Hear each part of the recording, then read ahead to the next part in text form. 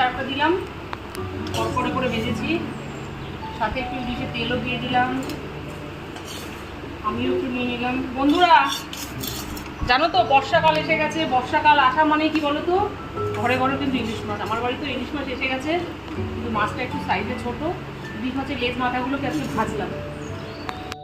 এদিকে আমিও নিয়ে নিলাম ইলিশের তেল দিয়ে প্রথমে খাবো। তারপরে কিন্তু বন্ধুরা আছে আমার ছাদ বাগানের একদম ঝাল লঙ্কা, পাহাড়ের লঙ্কা, ভীষণ ঝাল লঙ্কাটা, এই লঙ্কা দিয়ে খাবো। ওদিকে মাও শুরু করেছে, মা কিন্তু এই লঙ্কা নিয়ে নিয়েছে, ঝাল লঙ্কা।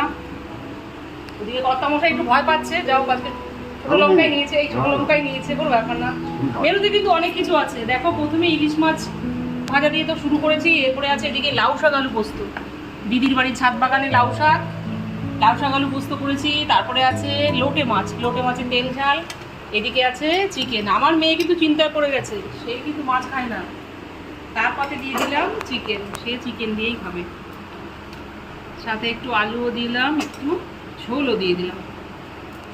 আজকে কিন্তু বন্ধুরা দুর্দান্ত সমস্ত আয়োজন নিয়ে বসে পড়েছি।